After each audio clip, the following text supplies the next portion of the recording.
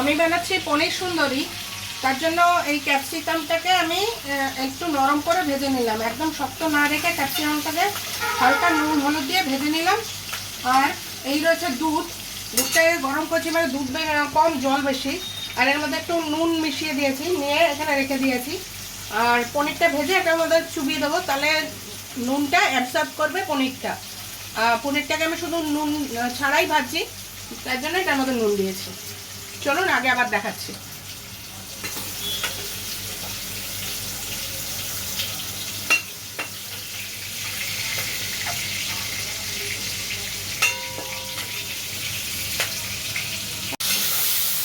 এই পনিরগুলোকে হালকা ভাজবো, এটা একটু লাল হয়ে গেছে, এটাকে হটিয়ে দিতে হবে। এই হালকা একদম ভাজবো, জাস্ট একটু রং ধরবে, তারপর তুলে নেবো। 3-4 বার করে আমাকে ভাজতে হচ্ছে পনিরগুলোকে একটু বড় বড় রেখেছি যাতে না ভাঙে, কিন্তু তবু ভয় করছে, একসঙ্গে হুড়ুস করে ঢেলে দিইনি, কেননা তাহলে যদি ভেঙে যায় তাহলে আমার পুরো ব্যাপারটাই বরবাদ হয়ে যাবে। এই জন্য এই হচ্ছে লাস্ট। এর আগে 2বার ভেজেছি পনির, এটাই ভেজে এই যে দুধ আর দেখালাম তখন নুন জল এটার মধ্যে দিয়ে দিয়েছি। এই অনেকটা তেল দিয়ে রেখেছি, দেখতেই পাচ্ছেন জিনিসটা অনেকটা হবে, তো তার জন্য এই তেলটুকু আমার লাগবে। আর আদা হচ্ছে এরকম 1 চামচ মতন আদা নিয়েছি, এটুকুই যথেষ্ট। এটাকে আমি এইবারে ভাজা ভাজা করবো যতক্ষণ না গন্ধটা, আদার যে গন্ধটা চলে যায়। খুব বেশি ঝাল আমি এটা করছি না, মিডিয়াম ঝাল, একটু মিষ্টি এরকম হবে একটু। তো এই আদাটাকে এবারে আমি ভাজবো।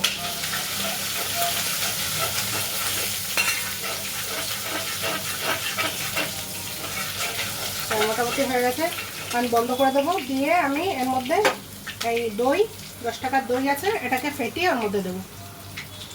দই এতটা নিয়েছি, জানি না এর থেকে বেশি দিলে ভালো হবে কিনা, আমার এইটুকুতেই মনে হচ্ছে হয়ে যাবে, দেখা যাক কীরকম কী দাঁড়ায়। এর মধ্যে দিয়ে দিলাম ঠান্ডা একটু ঈষৎ উষ্ণ তেলটা, গরম আচার মধ্যেই দিলাম, গরম করলাম না, জেলা যদি পাকিয়ে যায় সেই ভয়ে। এটাকে এবার ঘাটবো আমি।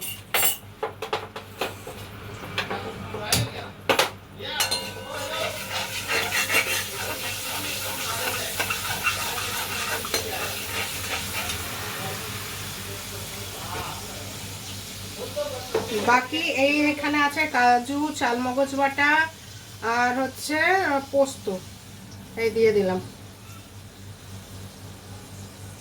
আর 4টে লঙ্কা দিয়েছিলাম, কাঁচা লঙ্কা।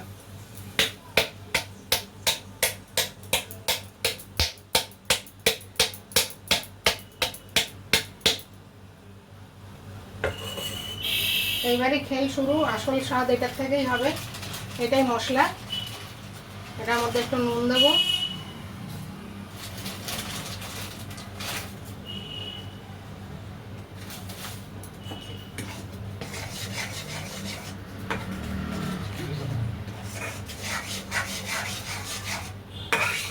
অনেকে হয়তো সাদা সাদা করেন, আমি সাদা করবো না, এটা আমার নিজস্ব একটা চিন্তা ভাবনা। এটার নাম দিয়েছি আমি পনির সুন্দরী। তো যেই রকমভাবে লোকে করে পনির বা সেরকমভাবে এটা হচ্ছে না। আমি একটুখানি হলুদ দেবো, একটুখানি লাল লঙ্কার গুঁড়োও দেবো, এটা আমার চিন্তা ভাবনার থেকে আমি করছি। দেখি লাস্টে কেমন হয়, সেটাও আপনাদের খেয়ে বলবো। এটার থেকে তেল ছাড়বে, ততক্ষণ নাড়বো আমি। এই এখানে দেখুন, এই যে টমেটোগুলো আস্ত আস্ত আছে, এগুলোকে আমি পেস্ট করে দিইনি, কেননা কিছু টমেটো লাভার থাকেন যারা এই খাবারের মধ্যে এই টমেটো টক ভালোবাসেন, মিশিয়ে খাবেন, আস্তে আস্তে একটু গলেও যাবে। আর এই যে আগে দেখিয়েছিলাম যে লঙ্কা, যেগুলো মোটা লঙ্কাগুলো, আর ক্যাপসিকাম দিয়েছি এর মধ্যে, দিয়ে ভেজেছিলাম, সেই ভাজাটা এর সঙ্গে এবার মিশিয়ে দিলাম। আর এটা ফুটে উঠলে জাস্ট পনিরটা দিয়ে দেবো, নাড়বো না, নাড়লে তাহলে ভেঙে যাবে পনিরগুলো। আর এইবার যেটা বলছিলাম, আমি একটু লাল মির্চ দেবো অল্প করে, খুব বেশি না, অল্প করে, কালারটা বেশ একটা সুন্দর কালার আসবে, সেজন্য পনির সুন্দরই তো আমার হিসাবে, তো একটু সুন্দর দেখার দরকার আছে।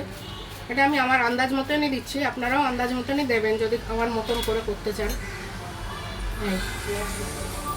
এটা দেখতে ভালো লাগছে না? দেখুন, এই যে বলেছিলাম টমেটোগুলো আস্তে আস্তে গলে যাবে, এই যে আস্তে আস্তে ছাল ছাড়া দিচ্ছে।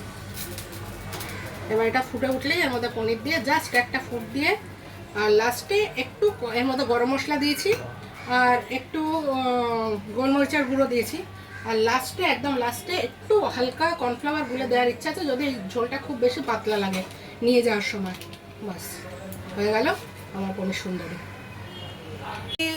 বাটারটা দিয়ে দিচ্ছি 1 কিউব, বাস আর কিছু দেবো না। আর কর্নফ্লাওয়ার দিয়েছি 1 চামচ। ছেলে বলছে জল জল, কিন্তু জল জল না, আমি জানি কর্নফ্লাওয়ার দিয়েছি যেহেতু একটু বাদে টেনে যাবে, সেটা আপনাদের দেখিয়ে দেবো লাস্ট ফিনিশিং আমি কী নিয়ে যাচ্ছি। আপাতত এটা মিশিয়ে দিলাম এখন এর সঙ্গে, দেখা যাক লোকে কী বলে। অনেক দিন বাদে আমি এই বড় ভিডিও আনলাম। প্লিজ একটু লাইক করবেন, শেয়ার করবেন, সাবস্ক্রাইব করবেন। Thank you.